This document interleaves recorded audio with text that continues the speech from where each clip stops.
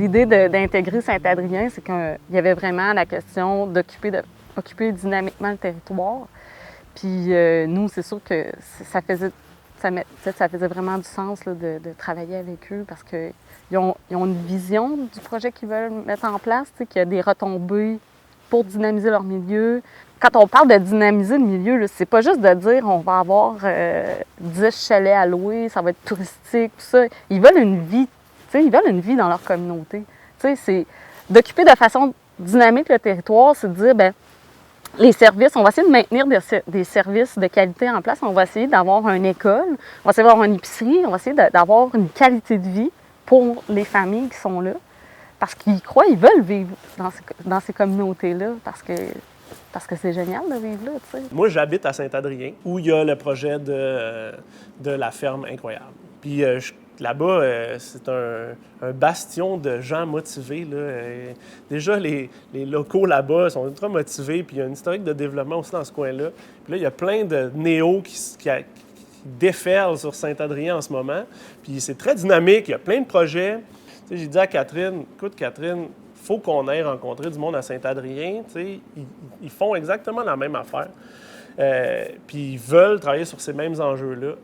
Puis, fait on les a embarqués à la fin de la première phase. Puis dans la deuxième phase, qu'on a décidé de travailler sur l'établissement, bien, ils sont devenus partenaires terrain dans le projet, là. Dans le fond, la ferme Navante, c'est vraiment Bien, ça se voulait une ferme dans le milieu du village. C'était super important pour nous. De là, la terre qu'on a comme choisi ou qu'on espérait qu'il puisse porter ce projet-là. Parce que l'idée, c'était de joindre une ferme maraîchère, une forêt nourricière, des sentiers, de la production animale, mais aussi de l'éducation, de la transformation. Je vais en oublier tellement c'était gros, de l'agrotourisme, qui permettrait à cette espèce d'entité-là d'être rentable, puis de faire en sorte que ça ne soit pas juste porté par 2 ou 1 maraîcher, mais que ça soit vraiment porté par une équipe de gens qualifiés. La ferme va répondre à plusieurs besoins. Donc, il y a l'alimentation de proximité pour monsieur, madame, tout le monde qui veut bien s'alimenter. Ensuite, on va répondre à un besoin touristique, en fait, qui est d'avoir de la restauration puis de la nourriture locale pour les touristes qui viennent visiter, par exemple, le parc régional du Mont-Ham ou qui viennent enregistrer ici au BIM, dans l'église. Donc, on va répondre à plusieurs besoins comme ça. Puis aussi, ça va répondre à un besoin de se rassembler, puis de faire des projets communs, puis des projets ensemble autour de l'alimentation. Je trouve qu'il n'y a pas mieux pour rassembler, en fait, les gens. Mon impression, puis c'est peut-être parce que j'ai comme, des fois on ne sait pas, peut-être que je suis dans un silo de... C'est qu'il y a quand même vraiment un désir de beaucoup de gens de réinvestir les régions, puis d'y retrouver une espèce de modèle qui fait du sens pour eux. C'était un peu mon désir là, de faire revivre Saint-Adrien. Tu sais, quand je suis revenu dans le coin ici, j'ai parti une salle de spectacle, je me suis arrangé pour qu'il se passe quelque chose. C'est un peu là que ça a commencé, puis d'autres personnes sont arrivées dans le coin qui se voyaient à cette place-là, qui se parlaient de projets, puis ça a amené encore d'autres personnes, des porteurs de projets, puis finalement, Saint-Adrien est en train de devenir vraiment dynamique, mais c'était vraiment pas la réalité quand je suis parti à 20 ans. Là, il n'y avait pas grand-chose à faire ici. À l'aube de mes 40 ans, j'ai eu une révélation. J'ai eu tout d'un coup, en coupant mon bois sur la terre, j'ai décidé que j'avais pas envie que quelqu'un d'autre prenne cette terre-là qui appartient à ma famille depuis 1915 quand même. Donc, c'est là que j'ai parlé à Pilou, puis j'ai dit j'ai envie d'acheter la terre, puis le projet de ferme innovante, on va le faire, mais je veux faire partie de l'aventure. Dans le fond, nous, on est venus ici pour faire pousser des légumes. C'était ça mon rêve. Jean-Martin Fortier venait de sortir son fameux livre, puis on s'imaginait qu'on allait comme pouvoir vivre de maraîchage en petite surface. Puis finalement, bien, on a parti ce projet-là en même temps qu'on se construisait une maison. Puis ça s'est avéré pas mal plus difficile. On ne vit pas dans le même milieu, c'est pas les mêmes acheteurs. Il y avait toute une notion de mettre en place de la distribution qui n'existait pas à Saint-Adrien. Puis après 4 ans et demi, 5 ans, on s'est vite rendu compte que c'était trop c'était trop éreintant, puis qu'on était devant des choix qui faisaient en sorte qu'on a choisi d'arrêter. Moi, j'imaginais une ferme où tu pouvais prendre des vacances, où il y avait peut-être des gestionnaires qui étaient capables de faire une partie de la job puis qui avaient les compétences pour faire le genre d'agrotourisme que ça prend pour faire vivre une ferme avec plusieurs employés. J'imaginais une ferme où il y avait justement un milieu éducatif, mais pour faire ça, ça prend des gens.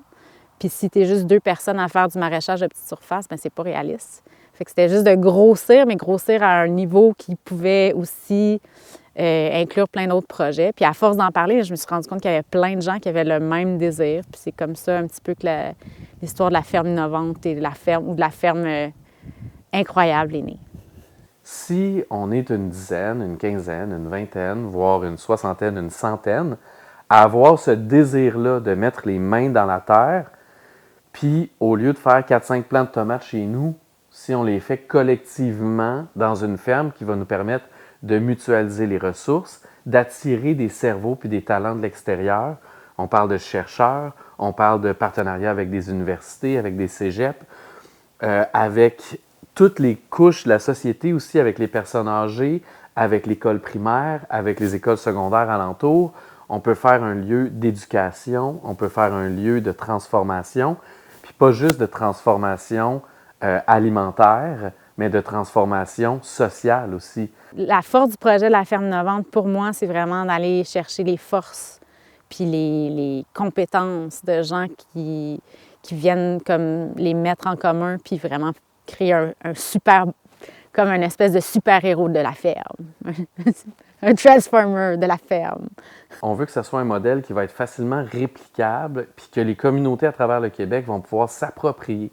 Donc ici, ce qu'on veut faire, c'est un village laboratoire, c'est un village test où on va faire toutes les erreurs possibles et impossibles sur les projets, puis on n'a pas peur de se péter la gueule, comme on dit, puis on va aller à fond pour développer le meilleur projet possible pour des villages de 2000 habitants et moins.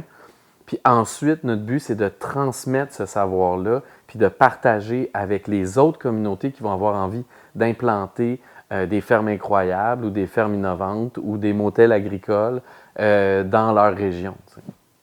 Le PDCN, ce qu'il vient faire, c'est renforcer ces initiatives-là, puis rendre possible de nouvelles initiatives qui sont complémentaires ou en lien avec ce qui existait déjà.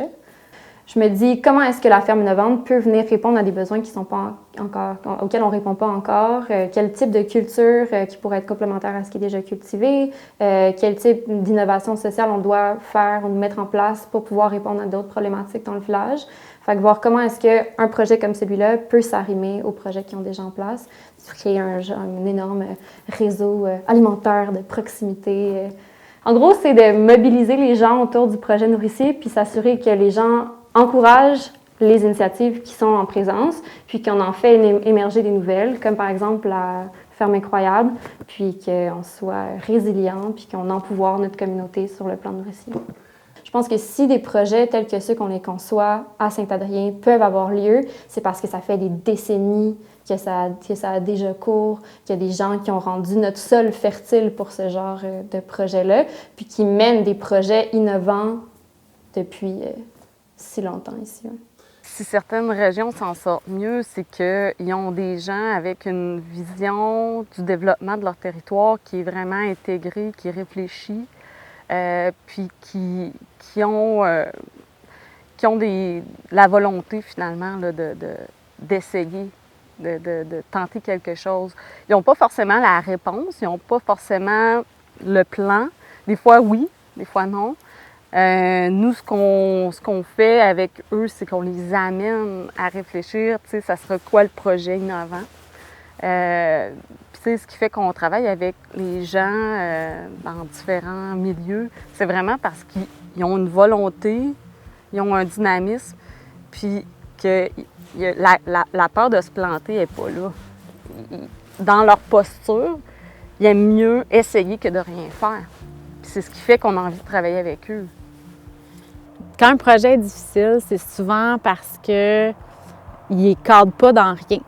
Puis quand il ne cadre pas dans rien, c'est souvent parce que là, tu es en train de changer le monde pour vrai ou tu es en train de vraiment changer les paradigmes. Fait que c'est normal que ça prenne plus de temps ou que ça prenne un petit peu plus faut que tu convainques plus de monde qui ne voit pas comme tu vois. Mais c'est vraiment les projets qui valent la peine d'être faits, en fait, souvent, ceux-là.